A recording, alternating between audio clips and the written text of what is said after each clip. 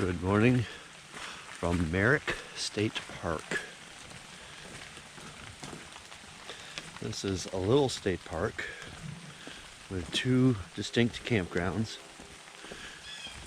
I was going to give you a full walking tour, hike the trails, detailed view of the campgrounds, but the weather has changed my mind. I've already lost like 3 hours out of my day because when I just woke up, well, I woke up this morning actually to thunder to tell me time to run to the bathroom. And then I caught a little spot between storm cells before the rain really set in. Where am I? On the Mississippi.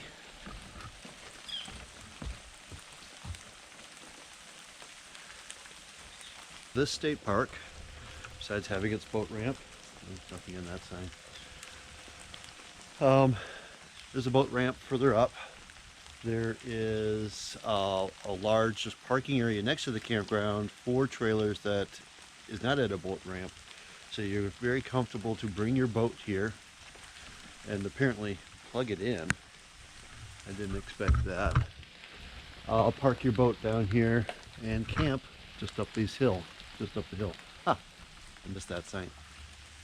These facilities are for registered campers only. So this is all boats belonging to people who are camping up the hill here. And it's kind of nice that they provide a separate parking area for the boats, for the trailers, so that's not littering the campground. So one thing I liked about this campground that some other spots along the river I didn't like so much. So you might hear the train whistle here a little bit, but for the most part I could hear trains going by, but it's a long ways away to the nearest place where they actually blow the whistle at night. So I never really noticed the whistle at night. There is, however, Friday nights, Mississippi Thunder Speedway, just up the street. You can hear that. But it was quiet by quiet hours. So this is the North Campground. It's all electric.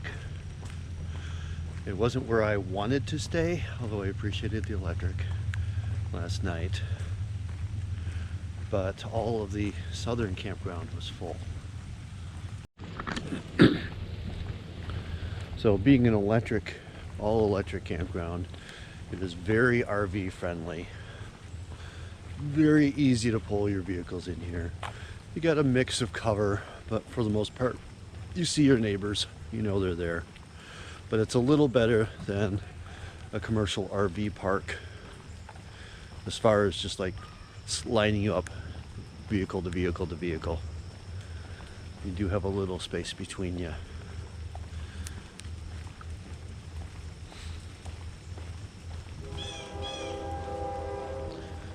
I can't believe I didn't hear that at all last night. Partially because my door faces the river.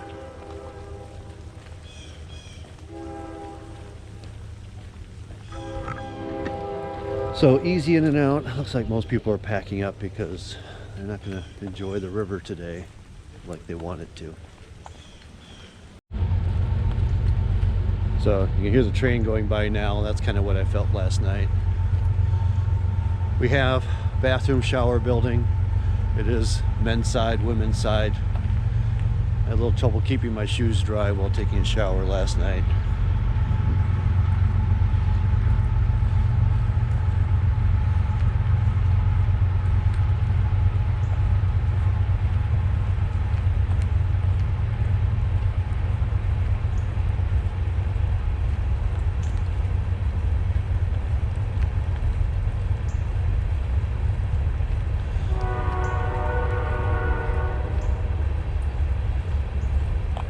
This should give you a good sense of what this campground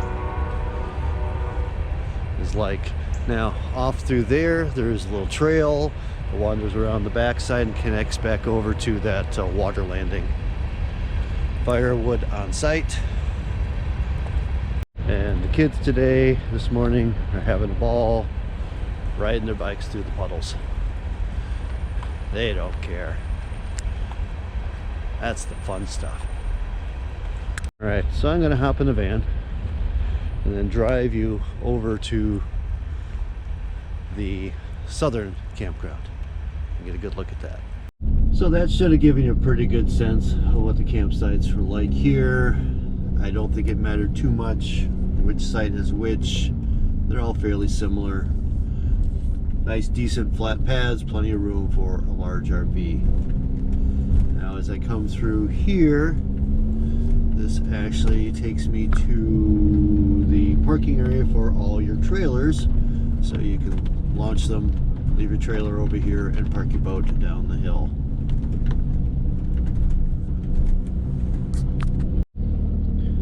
All right, so where am I? Where is this campground? Well, Fountain City is the nearest town. That and Cochrane. I'm in between the two. If you don't know where that is, I am north of Merrick State Park. If that doesn't help you much, I am north of La Crosse and south of the Twin Cities and kind of east of Rochester, Minnesota. Okay, I am going to go take a right to the south campground now. Between the campgrounds, there is the nature center. The trail crosses by here. Hopefully I keep this clear enough for you. And a playground.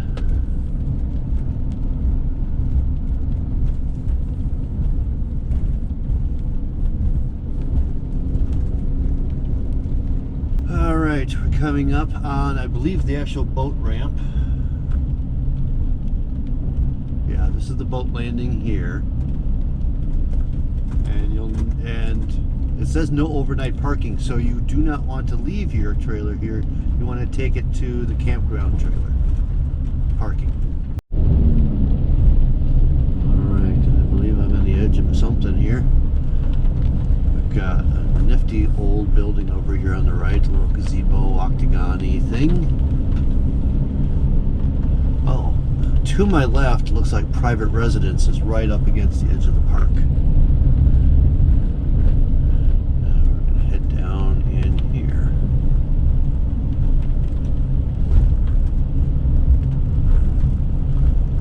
Day use area? No, I'm not sure. I think I might have just found past an entrance to a small walk-in site.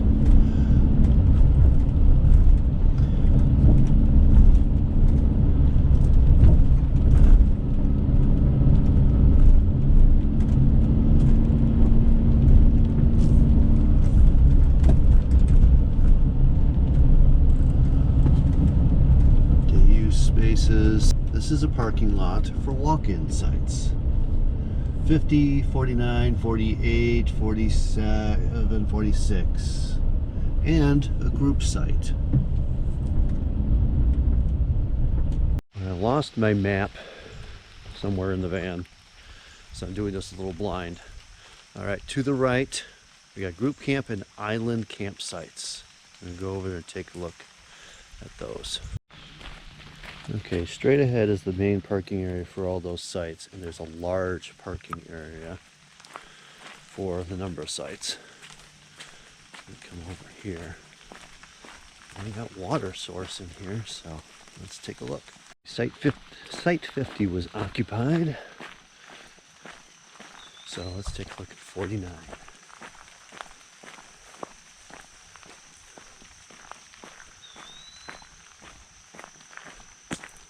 So these are all walk-in sites.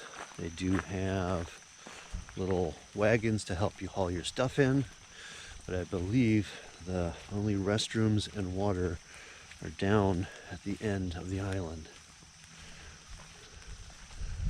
But this is where you'd be camping.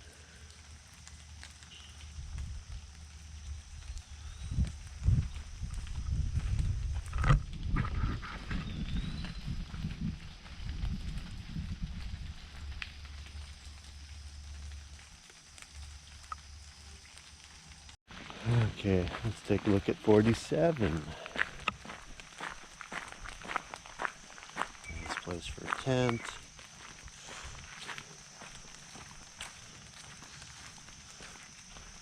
Plenty of room here.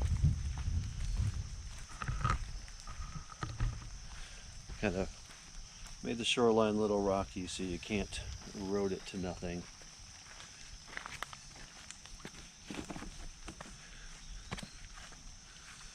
But this is your view.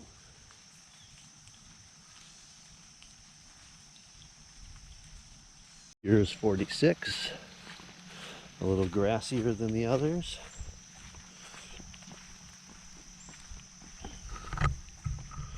With some bonus firewood this time. And a similar view.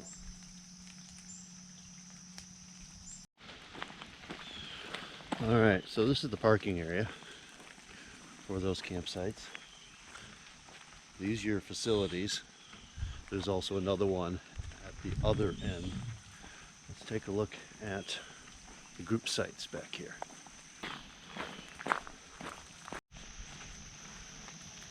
Well, this is a very nice group site. Got a solid shelter. Got more picnic tables outside. Camping out there, river over there, and additional river access over here, as well as water on site.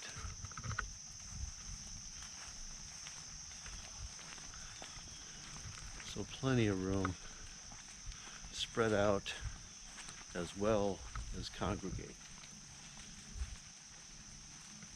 Alright, just passing the canoe, kayak, or put in, non-motorized vehicle put in. This is an interesting little wall here. Tells me this place has been around a while.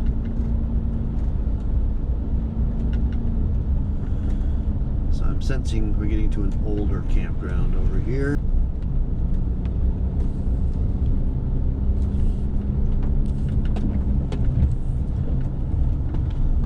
Alright, there are some more walk-in sites over on my right along the river.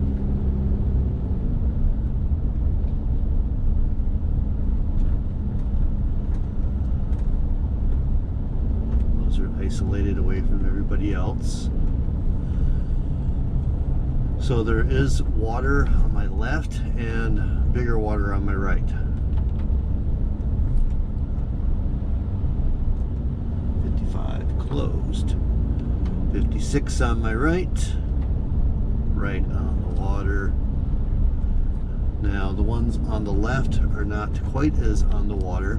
This is much more wooded than I expected. 57, 58, 59, and 60 all on the left. All pretty exposed to each other.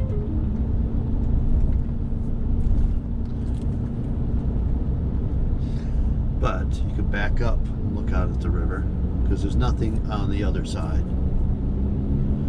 A little jump ahead here.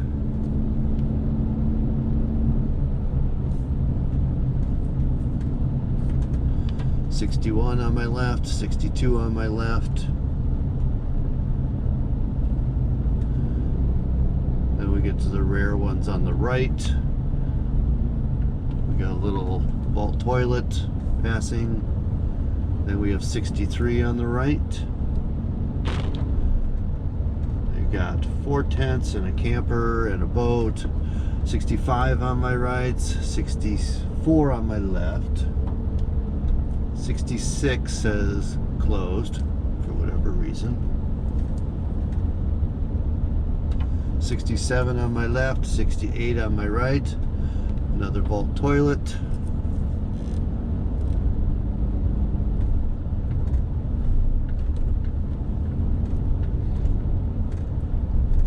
'69 on my right.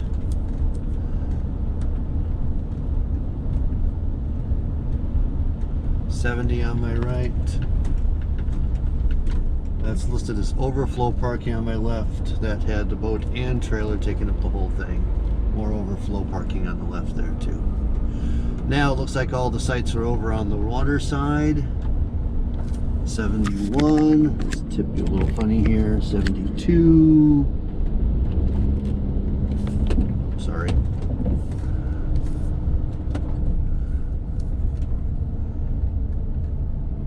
Now I tried to get out here, couldn't find a spot. 73, all of these are full. There is no electric out here. 74, there is no shower out here. 75.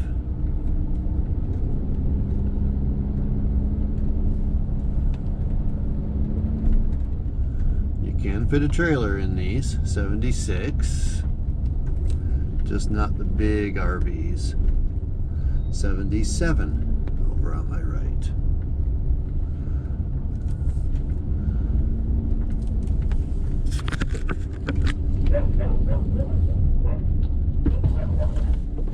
Okay, it's on a lead.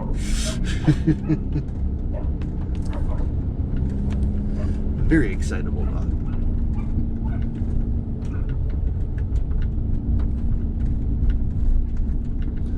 Crossing a narrow bridge.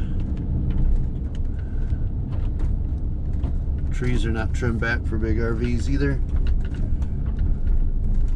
Alright, we've got a series of walk-ins ahead. 78, 79, and 80 are out straight ahead. So those will be nicely isolated. Water on both sides, I think, out there.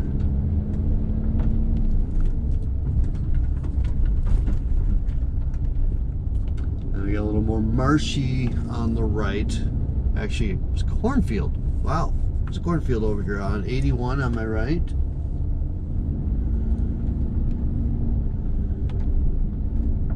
Is that a cornfield? No, sorry, my bad. It's reeds that look like corn. I thought I saw tassels, but it's just reeds. Okay, that last site was pretty isolated over there because I got a big jaunt here before I hit anything else. And not the smoothest road.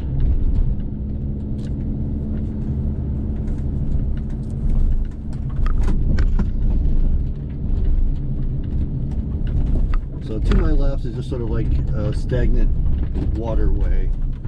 It's connected, but that water doesn't move anywhere except up and down.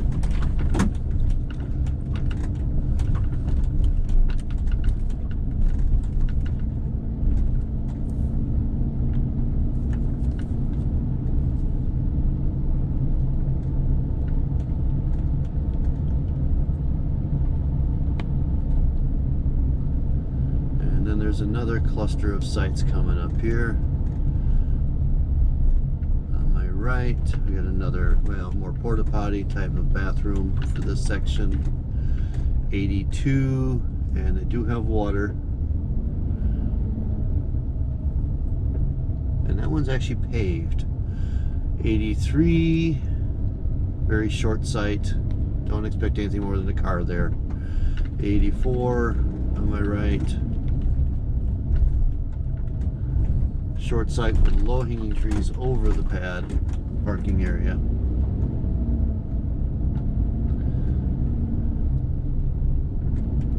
'85 up here on my right. A little longer site.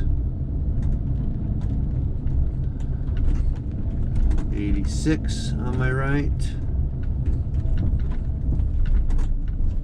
One you could fit a pop-up and the car in there with no problem. 87 on my right. That one actually has a small travel trailer in it. Actually, it looks more like a cargo trailer that's been converted.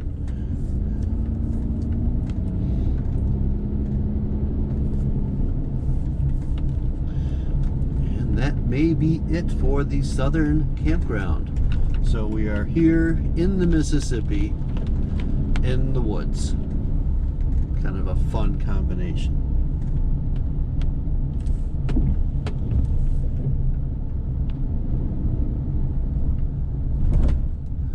And we are back at the split. We came in with 51 and 52 walk-in sites. Those are short walk-ins, you don't have to go far, but they are isolated from everything else. But they are very close together. And Site B is a walk-in site there along the river that is all by itself. but it is also next to a large day use area. So that was Merrick State Park. Nearest Minnesota town is Winona, which is south of here. La Crosse is south of here. Perot State Park is pretty much one of the next stops south of here. Twin Cities up north. So we're kind of out in kind of a empty area. Like I said, Perot State Park is much more popular, but this one's got some good camping, a really nice place for RVs in the northern campground. The southern campground is much smaller.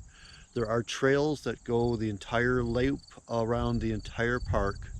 So if you want to do some trails, you can do that as well. I just didn't want to do it with questionable stormy skies today. So I'm going to move on down the road. Catch you on the next journey. Thanks for watching. Please like and subscribe and get on out there.